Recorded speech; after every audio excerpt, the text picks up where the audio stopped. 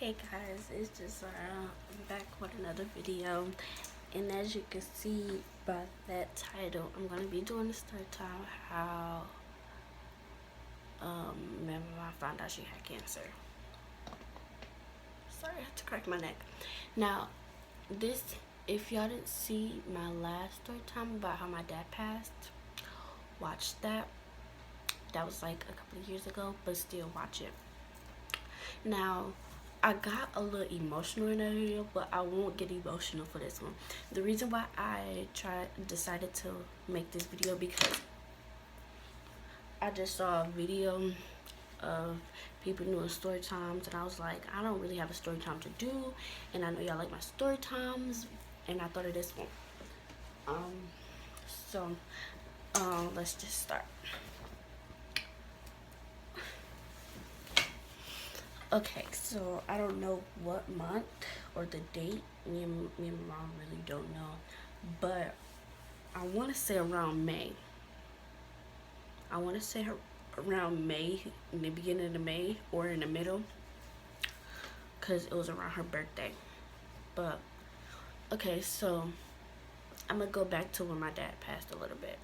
So before my dad passed, my mom had to go to a lot of doctor's appointments, and she kept getting phone calls constantly, over and over again. She got tired of it, and one of her doctors said that she had to have surgery, but she was already scared about it. But my dad tried to convince her or whatever, and she still didn't do it. And then when my dad passed, she finally thought, was like, yeah, I needed your dad to do the surgery, and now that your dad passed, I'm not doing the surgery no more, because I don't want nobody else with me, and I need him with me, and all that kind of stuff.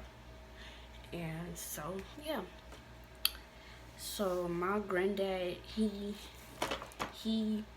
cares about us, and he makes sure we're alright.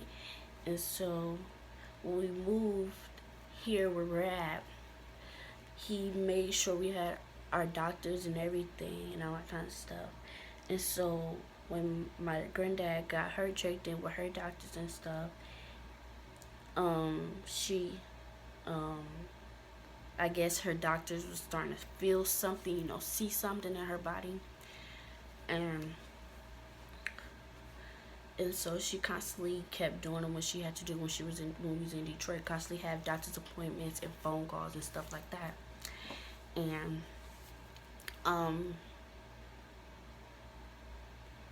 I don't know where she was coming from. I'm pretty sure she was getting off of work, but that day I was trying to go to the mall with my best friend and stuff. So yeah, I'm kind of cold right now. So if you see me shaking or if you hear me sound like I'm about to cry, I'm not about to cry. It's just that it's really cold in this house. But yeah. Oh, I hit my knee. But yeah, and so yeah, she kept getting phone calls and all that kinds of stuff, and she was basically getting tired of it. And like her doctor said here, she gotta have surgery, and she was still scared about it or whatever, because it's this thing, I don't know what it's called, but it's like it was something behind her eye, I think, or something that's behind something. I don't know. I think it was behind her eye that was like, it's this little thing. I don't know, but it was, if the doctor was saying, like, basically, if it gets bigger or worse or anything, then you're gonna go blind and all that kind of stuff. So we gotta get it out soon as possible. So yeah, and she kept rescheduling to get the surgery and all that kind of stuff, but she finally got it and she's good. So let me get to the date and how it all happened. So so I was, like I said, I was at home in my granddad's house, and I was on the phone with my best friend or whatever, and we was like trying to get our stuff together, trying to go to the mall and stuff. And so she called me, and she was like wiping her nose and stuff, crying. I was like, hey mommy, what's wrong? And she was like, nothing, let me call you back. So I called my best friend back, and I was like, Grace, my mom was crying. What you think's going on? She was like, I don't know. But let's finish getting this done. I was like, yeah, you're right. It's probably nothing. It's probably nothing too serious. So we just got back to planning or whatever. And so by that time, my granddad and my granddad's friend already knew.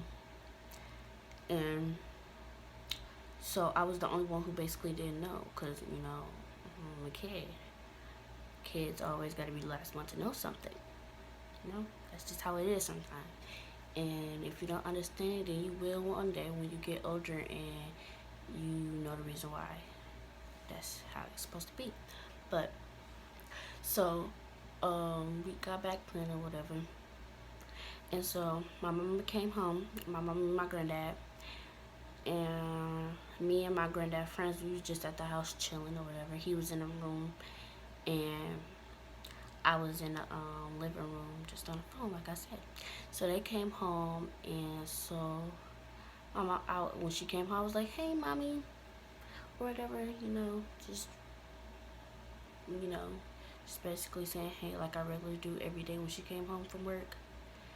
And so, and she was like, hey, or whatever, and she looked like she been crying, because I, like, somebody's eyes a little red. You could see those marks on your face when you cry, whatever. So yeah, I was like, I'm still trying to figure out what this is, even though, whatever. So I'm still on the phone with my best friend, and we go in the room. She was like, you still on the phone? I said, yeah. She was like, well, you gotta tell Krista, you gotta call her back or whatever. And I was like, okay. And so I was like, best friend, I gotta call you back. She didn't hear me, then I hung up. And I put it on silence because I know it was going to be something important. And I knew she was going to keep calling me back because she clearly didn't hear me say I was going to call her back. So, yeah. So, I was like, so I was sitting there in the office chair. And she was sitting in the other chair. And she was like, so, today, I got a phone call, right? I was like, yeah. And she was like, it was my doctor, and he was basically saying that I got cancer. So I had my face like this because I thought she was about to be joking about something, because me and my mom laugh a lot and joke a lot. So I had like this, and I had a little smirk on my face, like a little smile or whatever. But when she told me, I immediately removed the smile off my face, and I just stood there frozen. My eyes got watery, but I didn't like really cry. And she was like, come here. And so if you remember how my dad passed, how I told that story, we basically just sat down to each other and talked, and basically just vented to each other. And if you don't know what vent means, we cried. So we just sat in a chair together, and she was like, everything's gonna be okay, I'm gonna beat this or whatever. Now she was like, but it's the most curable one. I don't remember what it's called. It's leukemia, I don't know. Leukemia, I don't know. But you could find it on your neck. And it's like a little lump or whatever.